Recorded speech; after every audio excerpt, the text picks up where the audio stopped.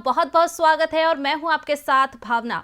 दिल्ली कूच के लिए किसान तैयार है। 13 फरवरी को बड़ी तादाद में किसान दिल्ली की तरफ कूच करेंगे, जिसे लेकर गांव-गांव से राशन इकट्ठा किया गया। जैसे जैसे 13 फरवरी नजदीक आ रही है, वैसे वैसे एक बार फिर किसान आंदोलन की आहट सुनाई देने लगी है। इसको लेकर हरियाणा और पंजाब के किसान संगठन लगातार युद्ध स्तर पर तैयारी कर रहे हैं। वहीं से लेकर हरियाणा में सीएम मनोहर लाल खट्टर की अध्यक्षता में बैठक हुई और इस बैठक में डीजीपी शत्रुजीत कपूर समेत कई आला अधिकारी भी सीएम आवास पर पहुंचे थे। यहां कानून व्यवस्था समेत कई मुद्दों पर चर्चा हुई। साथ ही हरियाणा पुलिस की गैर जरूरी छुट्टी भी रद्द की गई। जगह जगह बैरिकेड भी लगाए गए और इसी को लेकर किसानों का क्या कुछ कहना है। 13 फरवरी को जो दिल्ली कूच की तैयारी है, उसको लेकर किसानों की क्या रणनीति है, आइए आपको सुनाते हैं।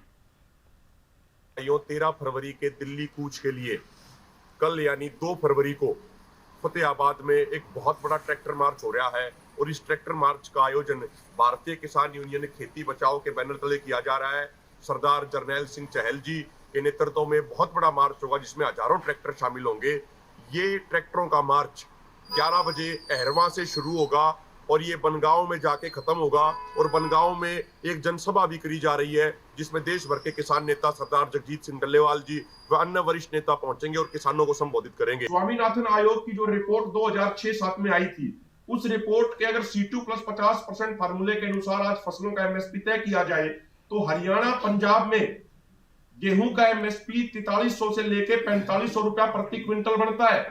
2006-7 से लेकर 2014 तक कांग्रेस की सरकार रही सेंटर में, उन्होंने उस रिपोर्ट को लागू नहीं किया। 2014 से पहले माननीय प्रधानमंत्री जी ने कहा था कि मुझे प्रधानमंत्री बनाओ, मैं पहली कलम से उस रिपोर्ट को लागू करूंगा। लेकिन बीजेपी की सरकार ने तो बाकायदा 2015 में सुप्रीम कोर्ट में एफिडेविट दे दिया कि इस रिपोर्ट को हम लागू नहीं कर सकते, हमारा बजट बिगड़ जाएगा। भारतीय किसान एकता के नेतृत्व में आदरणीय सरदार लखविंदर सिंह जी औलख के नेतृत्व में, इनकी जत्थेबंदी के नेतृत्व में आज बहुत बड़ा ट्रैक्टर मार्च पूरे सिरसा में गांव रोड़ी से शुरू किया गया और ये 40 किलोमीटर लंबा मार्च सैकड़ों गांवों में होता हुआ 13 फरवरी दिल्ली कूच के लिए किसानों को, मजदूरों को जागरूक कर रहा है। और आप देख सकते हो हजारों की संख्या में ट्रैक्टर किसानी के झंडे लगा के इस मार्च में शामिल हो रहे हैं और ये दिल्ली में बैठे हुक्मरानों को सीधा सीधा संकेत है कि 13 फरवरी को पूरे देश का किसान, हरियाणा का किसान, पंजाब का किसान आर पार की लड़ाई लड़ने के लिए दिल्ली आ रहा है। 13 तारीख को बड़े प्यार से और अदब के साथ हमने दिल्ली कूच करना है और बीजेपी सरकार और जो पुलिस प्रशासन अगर कहीं बैरिकेड लगाता है तो उनकी करतूतों का पर्दाफाश करना है। जनता को ये चीज दिखानी है आपने कि सरकार बैरिकेड लगाती है, किसान सड़कें जाम नहीं करते हैं और अपनी बड़ी तैयारी के अंदर आए, क्योंकि मामला एक दिन का नहीं है। आपने लकड़ की ट्रैली भरकर, आपने राशन की ट्रैली भरकर अपने अपने गांव से चलकर वीडियो डालें। यह किसान और किसानी का मुद्दा है। हमें जहां अपने मुद्दे हल कराने हैं, वहीं अपने किसान साथियों का और जनता का दिल भी जीतने का काम करना है।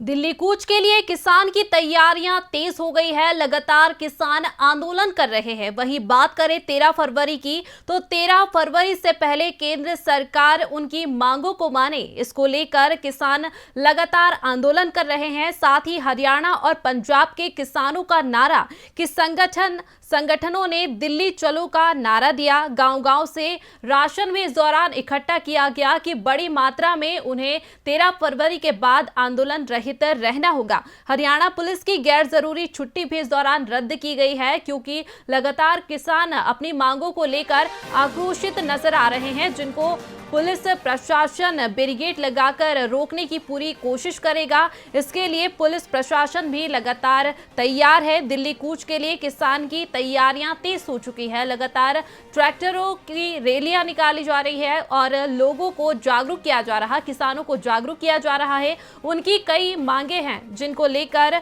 वह दिल्ली कूच की तैयारी में है। और अधिक जानकारी के लिए हमारे साथ दुर्गेश जी जुड़ चुके हैं। दुर्गेश जी, जो है यह दिल्ली कूच की तैयारी है, 13 फरवरी को बड़ा आंदोलन करने की तैयारी किसानों ने की है, इसको लेकर और क्या कुछ जानकारी है? देखिए, किसानों के द्वारा पिछले लगभग 1 महीने से ये तैयारियां की जा रही हैं जी। कि 13 फरवरी को दिल्ली कूच किया जाएगा। जी। अपनी मांगों को मनवाने के लिए जो उनकी मांगे पेंडिंग है, एमएसपी हो गया, स्वामीनाथन रिपोर्ट लागू करवाने की बात है, और जो पिछले किसान धरने में जो किसान नेता के खिलाफ जो मुकदमे दर्ज हुए थे, जी। और जिन किसानों की मौत हुई थी उनका मुआवजा दिलवाने के लिए, और बहुत से मुद्दों पर एक बार फिर से किसान जो संयुक्त किसान मोर्चा नॉन पॉलिटिकल है, जी। उन्होंने कॉल दी है कि 13 फरवरी को दिल्ली जाएंगे। पहले की तरह वहां दिल्ली की सड़कें जाम करेंगे, अपनी मांगे मनवाने के लिए जी। आर पार की लड़ाई लड़ेंगे। जी। इसलिए किसान नेताओं के द्वारा, अलग अलग किसान संगठनों के द्वारा गांव गांव में जाकर तैयारी की जा रही है। जी। इससे पहले पंजाब हरियाणा में जो है बहुत से ट्रैक्टर मार्च निकाले गए, अपना शक्ति प्रदर्शन किया गया, जी। अलग अलग जो है गांव में जाकर राशन इकट्ठा किया जा रहा है, जी। और लोगों से पुनः अपील की जा रही है कि किसानों की मांगे मनवाने के लिए, मजदूरों की मांगे मनवाने के लिए एक बार फिर से उनका साथ दें।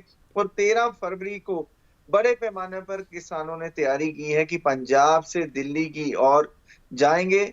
और इसी बीच जो हरियाणा सरकार है, उसका पुलिस विभाग है, उन्होंने भी बड़े पैमाने पर तैयारी की है।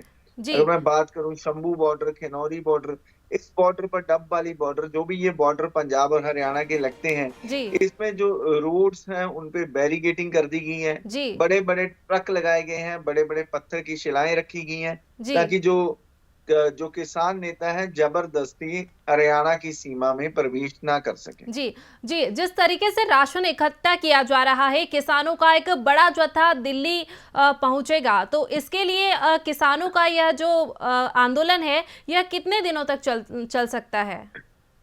देखिए, किसानों का ये आंदोलन, उन्होंने कहा कि ये आर पार की लड़ाई जी। लड़ेंगे। उसमें समय सीमा तय नहीं है कि जब तक उनकी मांगे मानी नहीं जाती तब तक उनका जो धरना प्रदर्शन है वो चलता रहेगा। जी। उनकी जो जी। मांगे हैं, उनका कहना है कि उनकी जेन्युइन मांगे हैं। सरकार बनने से पहले नरेंद्र मोदी जी ने वायदा किया था कि जी। स्वामीनाथन रिपोर्ट उनकी सरकार बनते ही लागू की जाएगी। जी। अब 10 साल से ज्यादा का समय हो चुका है, जी। पर अभी तक जो है सरकार द्वारा स्वामीनाथन रिपोर्ट को लागू नहीं किया गया है। जी। और इसी बीच में आपको बताऊं कि कुछ किसान जो संगठन हैं जो पहले इस मोर्चे में शामिल थे, जी। अभी तक उन्होंने अपना रुख स्पष्ट नहीं किया है जी। कि वो इस जो 13 तारीख को दिल्ली चलो का आह्वान दिया जा रहा है, जी। वो इसका हिस्सा बनेंगे या नहीं। जी। इससे पहले मुख्यमंत्री मनोहर लाल खट्टर की अध्यक्षता में अभी बैठक आयोजित की गई थी, तो इस बैठक में कई तमाम नेता इसमें शामिल हुए थे, बड़ी बड़ी हस्तियां इसमें शामिल हुई थी और इस मुद्दे पर भी चर्चा की गई थी। तो निकलकर सामने आया है कि इस बैठक में ऐसा कोई निर्णय निकलकर सामने नहीं आया, हालांकि मुद्दा उठाया गया था। तो क्या कुछ कहेंगे आप इस पर? देखिए, उस बैठक में जो मुख्यमंत्री ने हाई प्रोफाइल बैठक ली थी, उसमें यही निर्णय लिए गए थे कि जो अपने बॉर्डर हैं जो पंजाब के साथ लगते हैं, जी। तो उनपे कड़े सुरक्षा इंतजाम किए जाए, जी। जो लोगों को एडवाइजरी जारी की जाए। आज जो जशनदीप सिंह रंधावा हैं, एसपी हैं अंबाला के, जी। तो उन्होंने लोगों से एडवाइजरी जारी की है कि अति जरूरी हो तभी 13 तारीख को पंजाब की तरफ जाएं, अन्यथा वो अपने घर में ही रहें, जी। क्योंकि उनको लोगों को परेशानी हो सकती है। इसके अलावा उन्होंने बताया कि प्रॉपर जो फोर्सेस है उसका प्रबंध किया गया है, पैरामिलिट्री फोर्सेस को बुला लिया गया है। पिछली बार की तरह जिस तरह किसानों ने जेसीबी की मदद से, क्रेन की मदद से जो बैरिकेड थे उठा उठा के घग्गर नदी में फेंक दिए थे, जी। इस बार ऐसा कुछ ना हो, तो इसलिए सरकार ने पहले से ही मुकम्मल प्रबंध किए गए हैं। जी। मुख्यमंत्री की तरफ से डीजीपी को साफ निर्देश जारी किए जा चुके हैं जी। कि जो भी जान माल की सुरक्षा है, जो भी लॉ एंड ऑर्डर की सिचुएशन है, उसे बरकरार रखा जाए, जी। और किसी भी तरह की ऐसी कोई घटना ना हो जी। जिससे कोई जान माल की नुकसान। जी, देखिए, जिस तरीके से आपने बताया कि मुख्यमंत्री की एक बैठक ली थी मुख्यमंत्री ने, जिसमें कई मुद्दों पर चर्चा की गई, साथ ही किसानों का यह मुद्दा भी उठाया गया, लेकिन वही प्रशासन की अगर बात करें, बैरिकेड की अगर बात करें, तो प्रशासन कहाँ कहाँ मुस्तैद रह सकता है? क्या क्या उनकी तैयारियां हैं इसको लेकर? देखिए, जो पंजाब में अभी तक इस प्रकार से कोई तैयारियां नहीं की गई जी। हैं। पंजाब में जो किसानों उसको किसी प्रकार से न पुलिस की दखलंदाजी है, न सरकार उनको रोक रही है, जी। क्योंकि सरकार को, पंजाब सरकार को मालूम है कि पंजाब के भीतर ऐसा कुछ नहीं होने वाला। जी। पर जो हरियाणा सरकार है, जी। पंजाब से जितने भी किसान संगठन चलेंगे वो हरियाणा के माध्यम से ही दिल्ली पहुंचेंगे, और जो हरियाणा के संगठन है उनको भी रोकना उनके लिए बहुत बड़ी बात होगी, क्योंकि किसान कहां कहां से दिल्ली की तरफ कूच करेंगे, कैसे कूच करेंगे, क्या कोई वो हिडन एजेंडा अपनाएंगे दिल्ली की सड़कों तक पहुंचने के लिए, ये अभी तक क्लियर नहीं है। जी।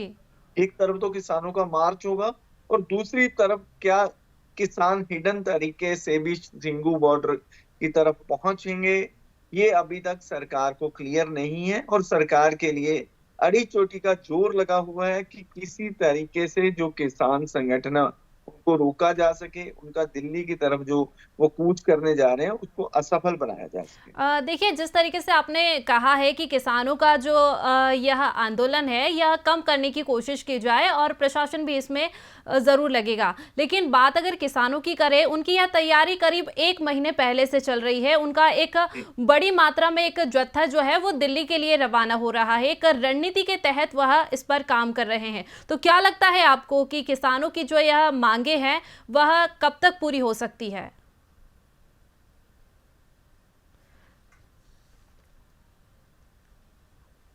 दिल्ली कूच को लेकर किसान लगातार तैयार है, जिसको लेकर अब हम बात करें किसानों की, तो किसानों का एक बड़ा जत्था जो है दिल्ली के लिए रवाना हो रहा है। तो ऐसे में क्या लगता है आपको, वहां की जो व्यवस्थाएं हैं, वहां के जो आसपास के लोग हैं, उनको इससे परेशानियां होगी?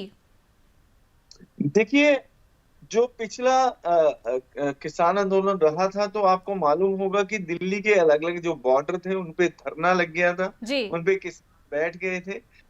लंबी लंबी जो लाइनें, 1 किलोमीटरों में जो किसानों की लाइनें लगी हुई थी, तो उसमें आम जनता को भारी परेशानी का सामना देखना पड़ा था, क्योंकि जी। मेन रोड था जी। वो बंद हो गई, यातायात की सुविधा थी, तो उनको कहीं स्लिप रोड से या कोई अल्टरनेट रूट उनको ढूंढना पड़ा दिल्ली के अंदर एंटर होने के लिए। जी। तो यात्रियों को तो काफी मुशक्कत का सामना करना पड़ा था तब। जी। अब किसानों की तरफ से अगर अब दोबारा उसी तरह का धरना प्रदर्शन लगाया जाता है, जी। तो फिर से दिल्ली की सड़कें जाम हो जाएंगी जी। और लोगों को भारी परेशानी का सामना करना पड़ेगा। जी। देखिए, जिस तरीके से फैसला लिया गया है कि हरियाणा पुलिस की गैर जरूरी छुट्टी जो है वह रद्द कर दी गई है, तो यह जो छुट्टियां हैं उनकी 1 दिन के लिए की गई है या आगे के लिए की गई है? देखिए, 13 फरवरी के लिए तो ये क्लियर ऑर्डर है जी। कि 13 फरवरी को किसानों ने जो दिल्ली की तरफ कूच करना है, तो 13 फरवरी की छुट्टी रद्द कर दी गई है। जी। और ये आदेश जो है आगे की जो लॉ एंड ऑर्डर सिचुएशन होगी जी। तब तक के लिए जारी रहेंगे, क्योंकि सरकार ये नहीं चाहती कि कोई भी ऐसी घटना हो जिससे सरकार की बदनामी हो। अगर किसान पहले की तरह जोर जबरदस्ती से हरियाणा की सड़कों में घुस जाते हैं, जी। बैरिकेड तोड़ देते हैं, कुछ भी कर देते हैं, तो इससे सरकार की कहीं ना कहीं छवि भी खराब होती है जी, कि बिल्कुल। सरकार इनको रोकने में नाकाम साबित हुई है। जी। तो उनकी जो छुट्टियां हैं वो जी। फर्दर ऑर्डर को उनकी कैंसिल कर दी गई। जी।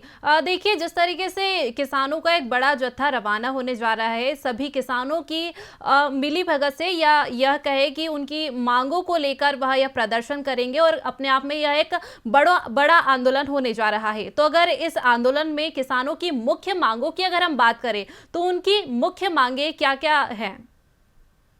देखिए, किसान जो अभी संगठन है, ये नॉन पॉलिटिकल संगठन है, जी। जिन्होंने इलेक्शन नहीं लड़ा था, संयुक्त किसान मोर्चा ने। तो जी। उनकी बहुत देर से मांगे चली आ रही हैं, चाहे मनमोहन सिंह सरकार थी या उससे पहले कोई सरकार थी, जी। तो उनकी बहुत देर से मांगे चली आ रही हैं कि एक तो MSP गारंटी उनकी जो मांग थी, जी। जो बहुत बहुत बहुत दशकों से चली आ रही है, पर सरकार अभी तक उनकी मांग मानने को तैयार नहीं। जी। एक उनकी आय वृद्धि के लिए सरकार को जो जो कदम उठाने थे वो नहीं उठाए हैं। जी। किसानों की कर्ज माफी का जो वायदे किए गए थे वो सरकारों ने पूरे नहीं किए हैं। जी। इसलिए सरकार से खफा होकर किसानों ने निराश होकर ये धरना प्रदर्शन का जो फैसला किया है, क्योंकि सरकार से कई दौर की बातचीत हुई है, जी। सरकार के मंत्रियों से कई दौर की बातचीत हुई है, पीयूष गोयल जी से भी बातचीत हो रही है, पर जी अभी तक उसका कोई नतीजा नहीं निकला है। जी तो इसी वजह से किसान एक बार फिर धरना प्रदर्शन के लिए मजबूर हो रहे हैं। और पिछली बार भी किसानों ने अपने शक्ति से, अपने संगठन से, अपनी एकता से सरकार को झुकने को मजबूर कर दिया था। जी इस बार भी किसान यही चाहते हैं कि उनकी मांगे मानी जाए, जी जो स्वामीनाथन रिपोर्ट है वो लागू हो, जी और जो किसानों किसानों को मुआवजा मिलना है, जो उनके खिलाफ जो केस हुए थे पिछले आंदोलन के दौरान, जी वो सारे के सारे केस वापस हो, जी और सरकार ने जो वायदे किए थे वो वायदे पूरे करें। जी आपको बता दें 2024 का इलेक्शन बहुत नजदीक है, जी तो इसीलिए किसानों ने फरवरी में ये फैसला किया है, मई में इलेक्शन है। जी सरकार पर ज्यादा से ज्यादा दबाव डालने का प्रयास है, क्योंकि जी वो भी जानते हैं कि सरकार तभी सुनती है जब जब चुनाव इलेक्शन आते हैं। जी जी। जी, तमाम जानकारियों के लिए बहुत बहुत धन्यवाद आपका। बता दें कि दिल्ली कूच के लिए किसान लगातार तैयारियों में जुटे हुए हैं और 13 फरवरी से पहले केंद्र सरकार उनकी मांगों पर ध्यान दे, इसको लेकर वह लगातार प्रदर्शन को लेकर तैयारियां कर रहे हैं। हरियाणा और पंजाब के किसानों का नारा, संगठनों ने दिल्ली चलो का नारा दिया है, जिसके चलते करीब 1 महीने से लगातार किसान इस दिल्ली कूच की तैयारी में लगे हुए हैं। हरियाणा पुलिस की गैर जरूरी छुट्टी भी 13 तारीख को रद्द कर दी गई है और प्रशासन भी अलर्ट मोड में हो गया है।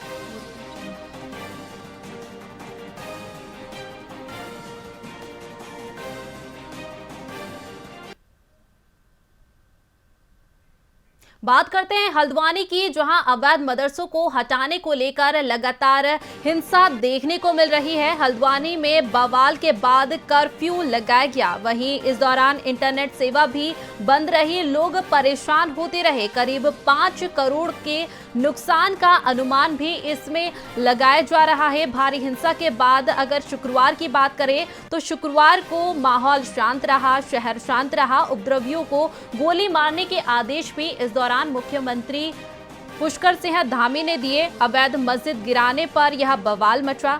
सीएम ने प्रभावित क्षेत्र में कैंप लगाने के निर्देश दिए और लोगों को समझाइशें भी दी गई। अराजक तत्वों के विरुद्ध सख्त कार्रवाई की मांग की गई। वहीं कई सरकारी वाहनों पर भी आगजनी की गई। रात के समय कई वाहनों को आग के हवाले कर दिया और इस हिंसा में कई पत्रकारों पर भी हमले हुए, साथ ही कई पुलिसकर्मी भी इसमें घायल हुए और चप्पे चप्पे पर अब पुलिस की तैनाती की गई। फिलहाल कर्फ्यू के बाद सड़कों पर सन्नाटा पसरा रहा। 18 नामजद समेत 5000 उपद्रवियों पर मुकदमा दर्ज किया गया है और हल्द्वानी में बवाल के बाद कर्फ्यू लगाया गया और इंटरनेट सेवा भी बंद रही। करीब 2 दिन तक लगातार बवाल मचा रहा।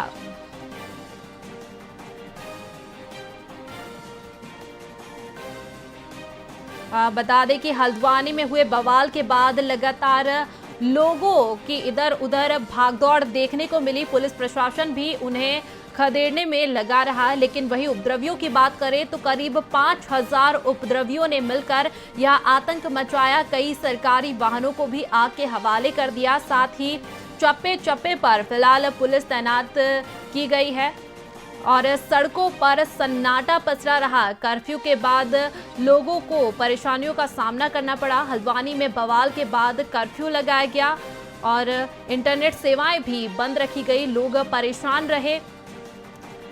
करीब 5 करोड़ के नुकसान का इस बवाल में अनुमान लगाया जा रहा है। भारी हिंसा के बाद शुक्रवार को पूरा शहर शांत रहा।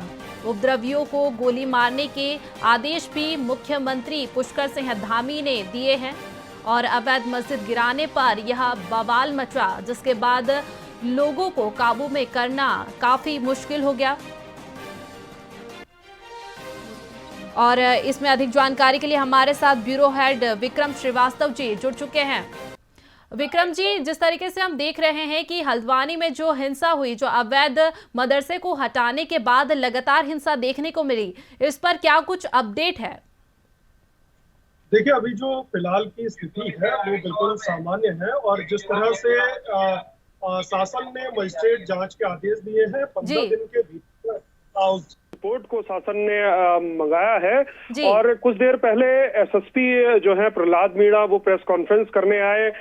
तमाम पत्रकारों के जो सवाल थे उन सवालों से वो जाहिर सी बात है उलझ गए, क्योंकि एक अगर देखा जाए तो लोकल तौर पर एक फेलियर जो है वो दिखाई दे रहा है। और जिस तरह से पूरी स्थिति देखी जाए, अभी की जो मौजूदा स्थिति है उसमें पूरी तरह से कंट्रोल में है। हल्द्वानी शहर से कर्फ्यू को हटा लिया गया है। केवल जो बन भूलपुर है वहां पर कर्फ्यू लगा है, इंटरनेट सेवाएं बंद हैं, 5 लोगों की गिरफ्तारी हुई है और 5000 से अधिक जो लोग हैं उनको एफआईआर में अज्ञात के खिलाफ जो है वो एफआईआर दर्ज हुई है। और जिस तरह की देखिए स्थिति है, इस स्थिति को पहले ही कंट्रोल में किया जा सकता था। जैसा कि डीएम वंदना वहां पर कह रही थी कि उनको पूरी जानकारी थी, फोर्स उनके पास पर्याप्त था, जितना पर्याप्त फोर्स बल होना चाहिए था, जितनी मैन पावर होनी चाहिए थी वो पूरा उनके पास पूरी तैयारी थी। लोगों से पहले से संवाद किया गया था, लोगों को पहले ही बता दिया गया था कि इस तरह की कार्रवाई की जाएगी। लेकिन देखिए जो घटना हुई है वाकई में इस तरह की घटना नहीं होनी चाहिए थी, क्योंकि प्रशासन अगर पहले से मुस्तैद होता, क्योंकि लोकल जो यूनिट है पुलिस की, जो एलआईयू है, उसका फेलियर यहाँ पर दिखाई दे रहा है। वो इनपुट किस तरह का उनके पास था, किस तरह से वहां पर जो पेट्रोल बम आए, किस तरह से वहां पर पत्थर आए और किस तरह से पत्थरबाजी हुई, किस तरह से लोगों की मृत्यु हुई, तमाम जो सवाल हैं उनकी जांच रिपोर्ट शासन ने 15 दिन के अंदर मांगी है। और खुद देखिए मुख्यमंत्री स्वयं गए, घायलों का उन्होंने वहां पर घायलों से बातचीत की, पूरे स्थिति को उन्होंने परखा कि क्या मौजूदा स्थिति है, क्योंकि मुख्यमंत्री स्वयं कुमाऊं जनपद से ही आते हैं और हल्द्वानी लगा हुआ क्षेत्र है। तो जाहिर सी बात है, देखिए मुख्यमंत्री भी बहुत अच्छी तरह से इन सारी चीजों को समझते हैं कि वहाँ की जो भौगोलिक परिस्थितियां हैं, जो वहाँ का इस वक्त की जो घटनाक्रम है उसको कैसे देखा जाए और कैसे उससे निपटा जाए। देखिए फेलियर जरूर है प्रशासन का, और यही बात है कि जो लोकल जो पत्रकार हैं उनके सवालों का जवाब ना कप्तान के पास था ना डीएम के पास था। केवल एक प्रेस नोट के तरह अपने बयान को प्रस्तुत कर देना, उससे जो है आपकी जो आपकी कार्यशैली है, जो आपको जिम्मेदारी दी गई है, उससे आप बच नहीं सकते हैं। आपकी अपनी जिम्मेदारी होती है कि आप किस तरह से किसी चीज को, आपको पहले से पता था कि वहां पर जब आप इस तरह के अतिक्रमण को हटाने के लिए जाएंगे तो वहां पर कुछ बवाल हो सकता है, तो उस बवाल को रोकने के लिए किस तरह से जो पूरा एक्शन प्लान बनाया गया, उस एक्शन प्लान में फेलियर दिखाई दिया गया। जिस तरह से जो डीएम साहिबा थी उनका कहना था कि उन्होंने पहले से ही जो बॉर्डर से ना कोई अंदर प्रवेश किया, तो वो लोग कौन थे, कैसे पूरा का पूरा मॉब पहुंचा और उस मॉब को संभालने की स्थिति में जो है प्रशासन और पुलिस नहीं दिखाई दिया, पथराव हुआ, थाना फूंक दिया गया। तमाम बहुत सारे सवाल हैं जिनका जवाब मजिस्ट्रेट जांच के बाद वो शासन को रिपोर्ट भेजी जाएगी। और जिस तरह से मैंने कहा कि अभी स्थिति सामान्य है, देखिए कोई भी व्यक्ति हो, चाहे वो किसी भी वर्ग का हो, वो नहीं चाहता कि किसी तरह का दंगा हो, किसी तरह की आगजनी हो, किसी तरह का तनावपूर्ण माहौल हो, क्योंकि देखिए बहुत सारे लोग जो यहाँ पर हैं वो डेली कमाने खाने वाले लोग हैं। उनके दिनचर्या पे, उनके जो खाना है, जो उनका महीने का एक बजट होता है, उस पर एक फर्क पड़ सकता है। और उसको देखते हुए देखिए जो जैसा मैंने बताया कि पूरे शहर के अंदर जो स्थिति है वो सामान्य है। भूलपुर में भी कोई इस तरह की घटना वहां पर नहीं दिखाई दे रही है, ना ही किसी तरह का जो पहले से जो काम करना चाहिए था, जैसे इंटरनेट बंद किया गया, वो पहले से अगर उस तरह से लगाम अगर वहां पर लगाई गई होती तो इस तरह की घटना नहीं होती। जी, जिस तरीके से आपने बताया कि पुलिस प्रशासन अगर पहले से सतर्क रहता तो शायद इतनी बड़ी घटना ना होती। उसी प्रकार जानकारी मिली थी कि बड़ी संख्या में छतों पर पत्थर भी मिले, पत्थर इकट्ठे किए गए थे इस घटना को अंजाम देने के लिए। इस पर क्या कुछ कहेंगे कि उस वक्त अगर प्रशासन अलर्ट रहता तो शायद इतनी बड़ी घटना ना होती? देखिए, मैंने जैसा पहले भी कहा है, मैं जी। दोबारा उसी बात को दोहरा रहा हूं कि जी। अगर ड्रोन के माध्यम से आप वाहनों का चालान कर सकते हैं, तो क्या ड्रोन के माध्यम से आप लोगों के घरों के छतों के ऊपर पत्थर है नहीं है, क्या आप नहीं देख सकते थे उनको? आप बिल्कुल देख सकते थे। ये आपका फेलियर है, और इस फेलियर को आप छुपाने के लिए जो भी बातें आप बोले, वो जाहिर सी बात है प्रशासन की जिम्मेदारी है, और प्रशासन की गलती की वजह से जो है सरकार की जवाबदेही है वो बढ़ जाती है। क्योंकि देखिए, सरकार का काम है जो कि शांतिपूर्ण तरीके से पूरा सरकार है वो चले, जिस तरह की परिस्थितियां हैं उससे निपटने के लिए कैसे एक्शन प्लान बनाया जाए, किस तरह से वहां के जो स्थानीय नेता हैं उनसे किस तरह से वार्ता की गई, किनको बुला करके प्रशासन ने उनसे बातचीत की। क्योंकि जैसा डीएम साहिबा का कहना था कि 30 तारीख को उनके द्वारा जो है सभी को अवगत करा दिया गया था कि इस तरह की कार्रवाई होगी, लेकिन उसके बावजूद जैसा प्रशासन कह रहा है कि लोग इकट्ठे हो गए थे, पत्थर छतों पर इकट्ठे हो गए थे, तो मैंने सीधा सा मेरा ये सवाल है प्रशासन से कि अगर चालान आप वाहन का जो है ड्रोन के माध्यम से कर सकते हैं, तो क्या ड्रोन के माध्यम से पहले से आप रखी नहीं कर सकते थे? अगर वहां पर इस तरह की स्थिति थी, घरों के ऊपर पत्थर थे, तो वो आपको ड्रोन के माध्यम से दिखाई दे जाते हैं। आजकल बहुत सारे ऐसे कैमरा आए हैं जिससे आप जूम करके बहुत अच्छी तरह से आप देख सकते हैं। अभी कुछ दिन पहले हरिद्वार पुलिस द्वारा एक शराब बेचने वाले का वीडियो वायरल किया गया था। उन्होंने उपलब्धि के तौर पर दिखाया था कि देखिए, हमने ड्रोन के माध्यम से शराब बेच रहा था कोई व्यक्ति, हमने उसको ड्रोन से कैप्चर किया और हमने उसको पकड़ा और उसको जेल भेजा। तो जब इस तरह की स्थिति आपका, जब गुड वर्क आप उससे कर सकते हैं, तो इस तरह का बैड वर्क आपसे कैसे हो गया? कैसे आप चूक गए कि आप ड्रोन के माध्यम से वहां पर रेकी नहीं कर पाए, आप लोकल लीडर से संवाद नहीं बना पाए, आपका जो थाने का जो तंत्र है, जो चीता पुलिस है, जो आपका चौकी प्रभारी है, ये सब करते क्या है? आखिर इनको भी तो लोकल लोगों के बीच में रहना होता है। चौकी इंचार्ज हो या फिर चीता हो, चीता लगातार उस क्षेत्र में होती है, लोगों के साथ संवाद होता है, अच्छे लोगों के बारे में भी जानकारी होती है उन्हें, बुरे लोगों के बारे में भी जानकारी होती है, और एक तंत्र बना हुआ है सिस्टम का, जिस सिस्टम के तंत्र का लोकल स्तर पर फेलियर दिखाई दिया है। और उस फेलियर को छुपाने के लिए अब जो भी बातें कही जाए, देखिए, मृत्यु चाहे एक व्यक्ति की हो चाहे दो व्यक्ति की हो, और जिस तरह का घटनाक्रम हुआ, जिस तरह के वीडियो निकल करके आए, एक दहशत का माहौल पूरे उत्तराखंड में बना, एक मैसेज पूरे देश भर में ना फैले, कहीं और हिंसा ना हो, और उसको लेकर के तमाम सवाल खड़े हुए। विपक्षी नेताओं ने भी राज्यपाल से मिल करके ज्ञापन दिया, और जो आपसी सौहार्द है उसको बरकरार रखने कैसे रखा जाए, उसको लेकर के मंथन किया गया। लोगों से अपील की गई, पूर्व मुख्यमंत्री हो या अन्य दल हो या सत्तारूढ़ दल हो, सभी इस बात को कह रहे हैं।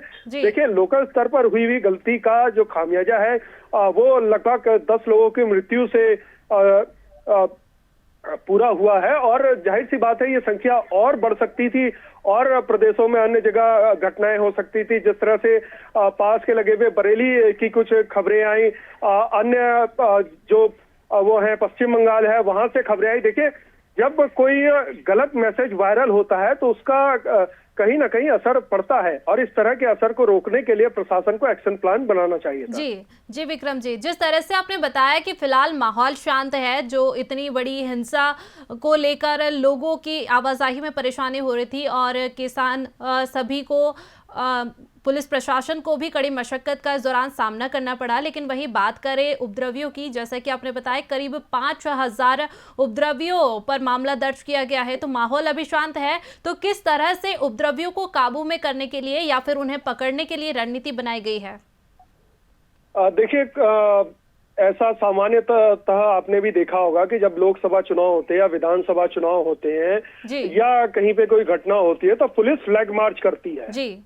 अब पुलिस ने वहां पर जो अतिक्रमण होना था उससे पहले पुलिस ने फ्लैग मार्च किया, किस तरह से वहां का जायजा लिया, किस तरह से पुलिस ने, एक मैसेज होता है कि पुलिस पूर्व में मैसेज देती है, प्रशासन मैसेज देता है कि अगर आप कोई भी घटना करते हो तो आपके खिलाफ कार्रवाई होगी। क्या इस तरह का मैसेज पहले दिया गया? पहले जैसा मैंने आपको कहा कि जब इस तरह के वीडियोस बहुत सारे आपके पास है कि आपका जो मूड है वो पहले से पब्लिक के अंदर चला जाए, और पब्लिक फिर उस मूड को समझती है, और परिवार का कोई भी सदस्य जेल जाए ऐसा कोई परिवार नहीं चाहता है।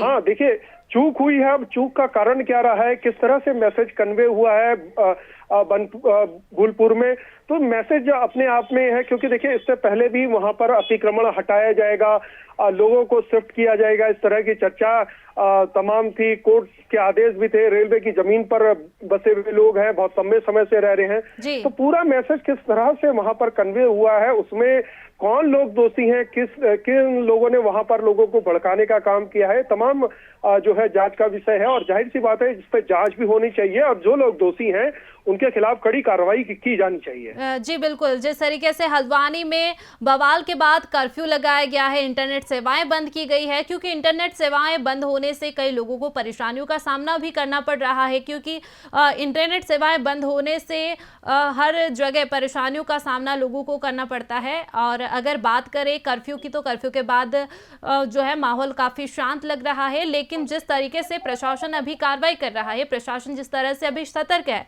लेकिन यही प्रशासन अगर पहले सतर्क हो जाता तो शायद इतनी बड़ी घटना ना होती और काबू आसानी से किया जा सकता।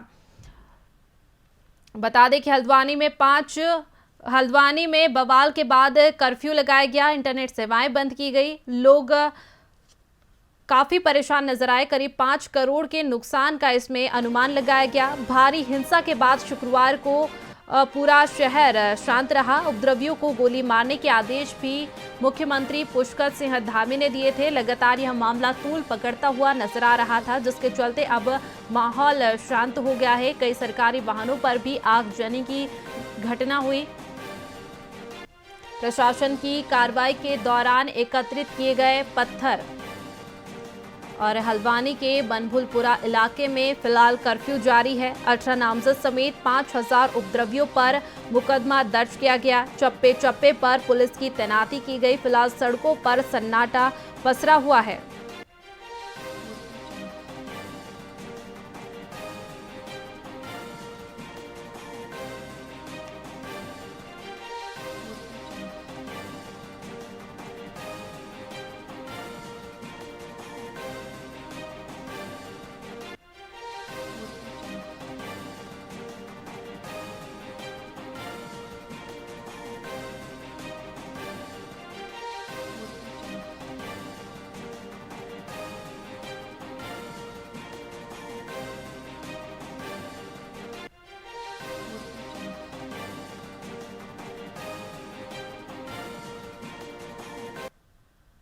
फिलहाल खास चर्चा में इतना ही। बने रहिए वीआईपी न्यूज के साथ। नमस्कार।